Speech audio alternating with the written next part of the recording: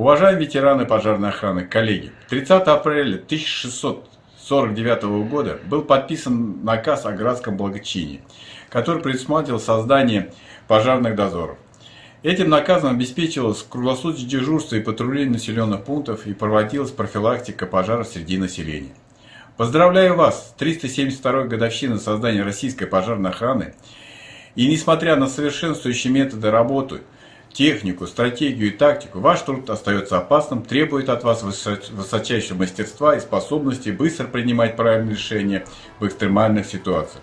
Примите мои слова искренней признательности за то, что днем и ночью, в будни и в праздники, с неослабевающим вниманием охраняете жизнь и здоровье людей. С праздником!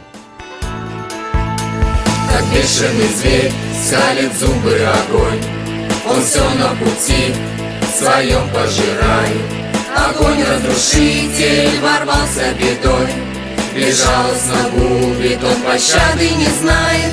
Как будто конец света внезапно наступил, взбесившийся огонь все в плен свой захватил. Черным стал белый снег, дерзким дым и огонь, но бесстрашных пожарных ничего не пугает. Сквозь воду огонь, через страх, через боль, они жизнью рискуя, чью-то жизнь спасают. Здесь паника и страх, отчаяние и горе, здесь слезы не помогут, они как капля в море.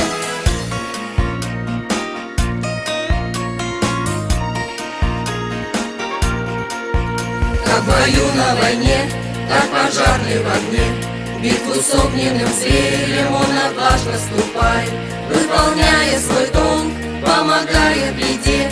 Он герой, но героем сам себя не считает. Огненного зверя не просто укротить, порой ценой жизни приходится платить. Огненного зверя не просто укротить, порой ценой жизни приходится платить.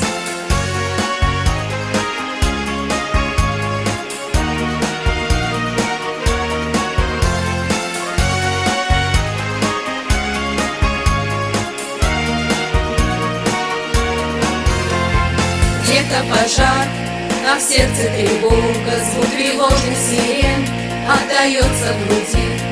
Туда, где огонь, мчит пожарных дорога, туда, где на помощь им так нужно прийти.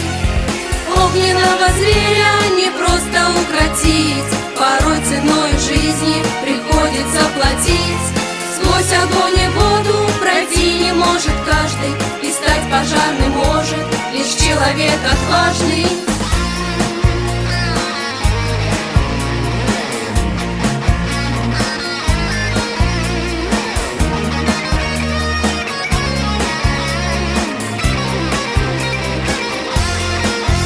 Как в бою на войне, как пожарный в огне, в битву с огненным зверем он отважно ступает, выполняя свой долг, помогая в беде. Он герой, но героем сам себя не считает. Огненного зверя не просто укротить, порой ценой жизни приходится платить. Сквозь огонь и воду пройти не может каждый, и стать пожарным может лишь человек отважный.